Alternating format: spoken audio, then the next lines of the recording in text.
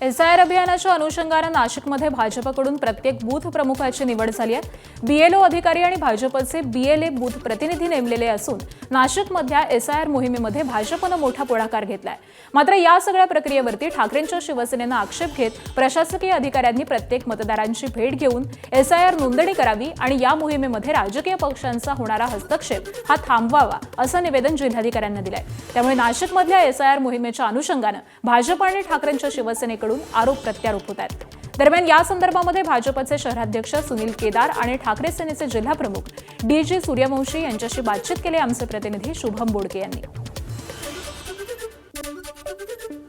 SIR जे BLO आहे, शासकीय जे अधिकारी आहे बीएलओ प्रत्येक बूथला दिलेले, त्यांच्याबरोबर भारतीय जनता पार्टीने बूथ प्रमुख आणि बीएलए 2 दिलेले, जेणेकरून त्यांना सहकार्य मिळालं पाहिजे, त्यांना मतदार नोंदणी फॉर्म वाटप ओळख ही झाली पाहिजे। त्याच्यामुळे शासनानेच सांगितले की प्रत्येक राजकीय पक्षाने बीएलए 2 द्यावा।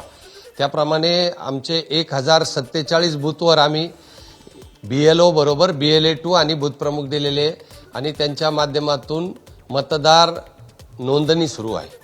भारतीय जनता पार्टी असेल किंवा शिंदे गट असेल यांनी त्यांच्या पर्सनल एरियामध्ये किंवा मग त्यांच्या भागामध्ये काही पैसे देऊन त्यांनी त्यांचे लोक नेमले आणि त्यांच्या विचाराचे लोक करतात। हा विषय असा आहे की इथून सर्व डुप्लिकेट असतील, दुबार असतील, मयत असतील, हे सर्व लोक निघून जावे।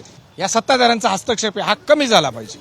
कारण जर तुम्ही कॅम्पमध्ये जर तुम्ही आयडेंटिफिकेशन किंवा मॅपिंग करत असाल, सांगता येत नाही एखाद्या नावावर डुप्लिकेट फोटो, डुप्लिकेट फॉर्म, परत ते नको व्हायला। हे आमचं असं निदर्शनास आलंय।